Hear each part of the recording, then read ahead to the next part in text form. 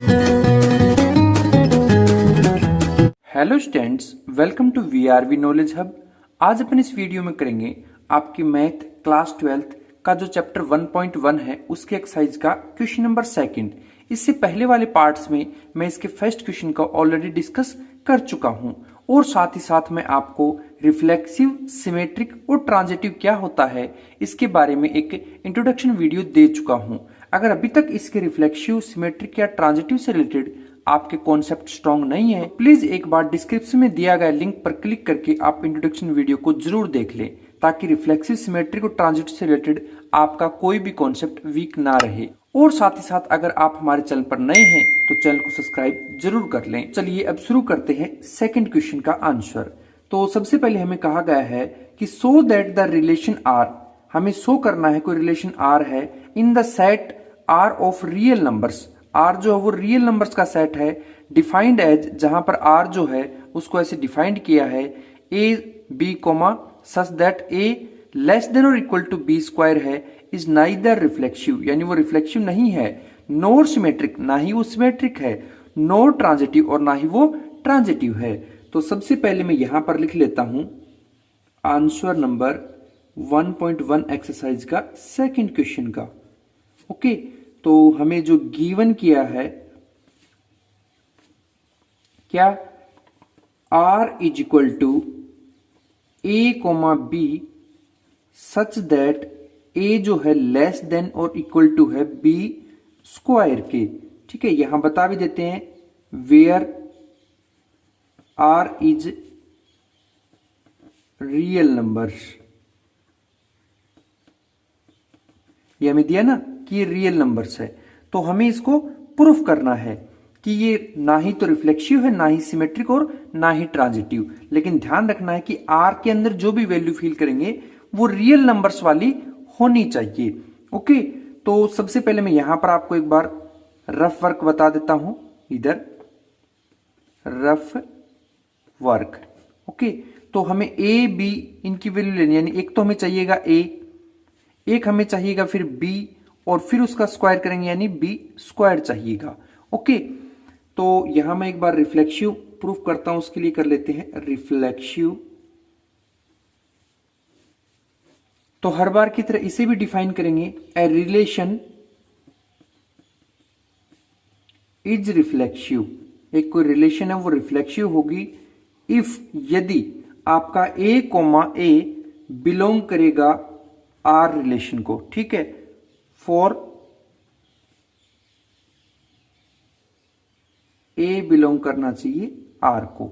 ठीक है, तो अब हमें यहां पर देखना है कोई ए की वैल्यू डालें। जैसे मान लीजिए मैंने ए को 1 ले लिया क्योंकि 1 एक रियल नंबर है, बी को भी मान लीजिए मैंने 1 ले लिया। दोनों इक्वल क्यों ले रहे हैं, क्योंकि देखिए ये कह रहा है लेस देन के साथ साथ आप इक्वल भी ले सकते हो, इसलिए मैं 1 1 ले सकता हूं।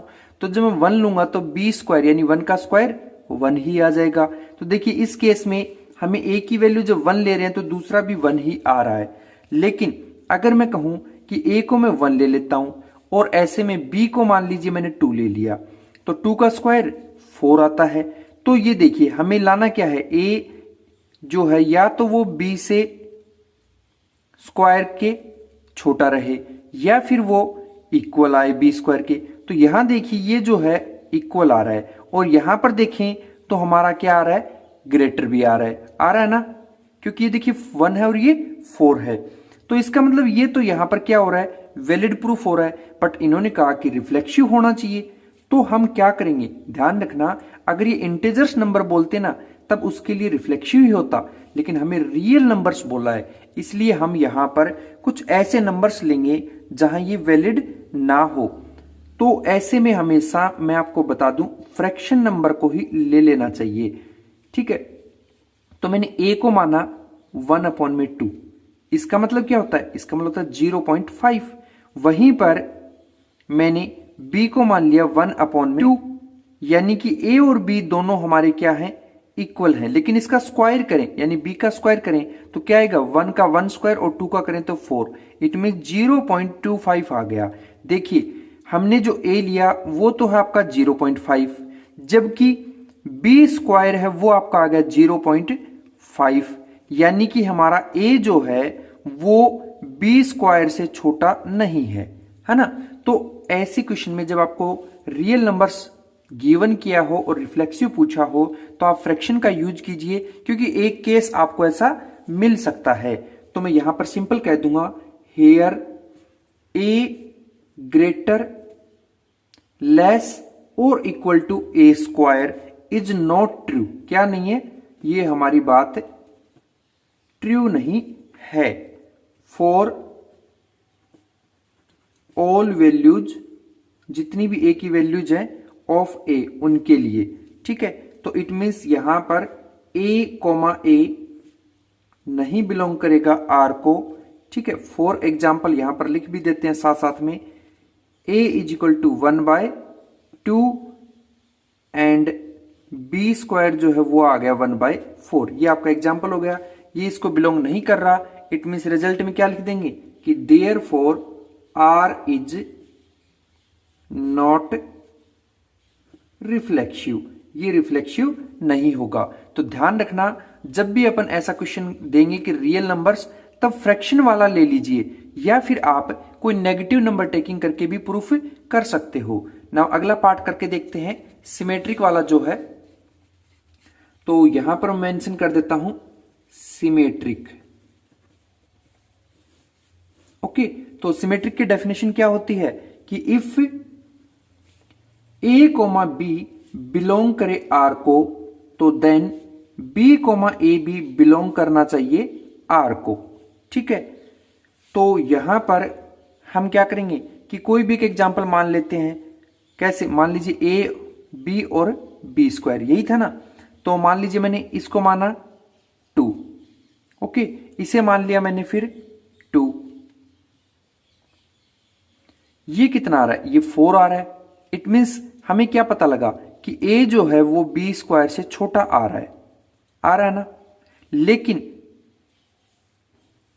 बी को उल्टा कर दें, यानी कि बी ए लेना है, यानी कि बी जो है वो ए स्क्वायर से भी छोटा आ रहा है क्या? तो आप देखोगे तो इस केस में अगर आप 2 रख रहे हो और ये ए का स्क्वायर कर रहे हो, यानी कि 4 आ रहा है। तो यानी इक्वल वाला तो हमें दिया था ना कि ये क्या हो सकता है, ग्रेटर भी हो सकता है और इक्वल भी।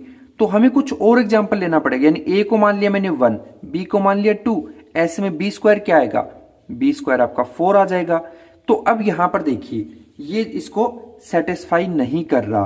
कैसे नहीं कर रहा? देखो, पहली कंडीशन थी ए लेस देन बी स्क्वायर होना चाहिए, यानी कि ए की वैल्यू 1 है और जब बी की वैल्यू 4 स्क्वायर करने पर आ रहा है तो इसको एग्री कर रहा है ना। लेकिन उल्टा करें, उल्टा यानी बी कोमा ए के मुताबिक देखें तो इसके मुताबिक क्या होना चाहिए कि बी जो है वो छोटा होना चाहिए ए के स्क्वायर से। तो देखो बी की वैल्यू क्या ले रखी है अपन ने, यहां पर 2 ले रखा है, और ए का स्क्वायर यानी ए का स्क्वायर ए 1 माना था, उसका स्क्वायर करे तो 1 ही आएगा, जो कि सेटिस्फाई नहीं करता। तो हमें कोई भी एक ऐसा केस मिल जाता है, उसी के आधार पे अपन बोल देते हैं सिमेट्रिक नहीं है। तो यहां पर बोल दिया हेयर 1,2 बिलोंग कर रहा है आर को, यानी कि ए की वैल्यू ले ली 1 और बी की वैल्यू ले ली 2, ये बिलोंग कर रहा है ना। तो यहां अपन कह भी सकते हैं क्या कि ए लेस देन है बी के स्क्वायर से, यानी कि 1 लेस देन 2 का स्क्वायर। तो क्या आ गया? 1 लेस देन 4। इस बात से आप सहमत हो? ठीक है। बट उल्टा कर दें, उल्टा मतलब 2,1 यानी बी कोमा ए बना दिया। तो यहां क्या आ रहा है? यहां इस बार हमारा आना चाहिए कि बी लेस देन हो ए के स्क्वायर से। तो देखिए बी की जगह पर इस बार मैंने 2 ले रखा था और ए की जगह 1 जो था वो वाला है।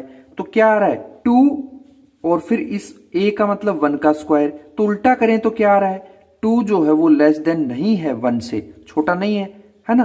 तो ये छोटा नहीं है, तो इसका मतलब क्या पता लग गया कि 2,1 जो है ये बिलोंग नहीं कर रहा आर को। ओके, तो यहां बिलोंग कर रहा है, उल्टा प्रूफ हो नहीं रहा है। तो इसका मतलब क्या हो गया कि आर इज नॉट सिमेट्रिक। क्या नहीं है? ये सिमेट्रिक नहीं होगा। यहां पर भी आप बता सकते हो कि इसको बिलोंग नहीं कर रहा। ओके, नाउ अब देखते हैं इसके ट्रांजिटिव वाले केस को। यहां पर कर लेते हैं ट्रांजिटिव। तो सबसे पहले डिफाइन कर देते हैं हर बार की तरह, क्या, if A comma B belong करे आर को and B comma C belong करे आर को, तो देन हमेशा ए कोमा सी भी बिलोंग करेगा आर को। ओके, तो यहां पर जो डेफिनेशन दी है उसके मुताबिक हमें क्या क्या लाना है, हियर हमें लाना होगा क्या, ए लेस देन और इक्वल टू होना चाहिए बी स्क्वायर का। ओके, या फिर दूसरा केस बी कोमा सी के मुताबिक बी लेस देन और इक्वल टू होना चाहिए सी स्क्वायर के।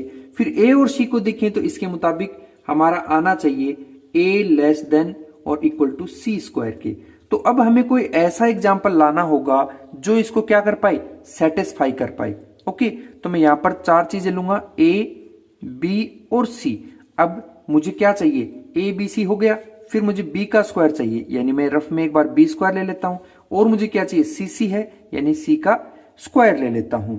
अब मान लो मैंने ए को मान लिया 1, बी को मान लिया 2, सी को मान लिया 3, यानी कि ए जो है वो बी से छोटा है, बी जो है वो सी से छोटा है, तो बी का स्क्वायर यानी बी जो 2 लिया उसका स्क्वायर कितना आ गया, 4 आ गया।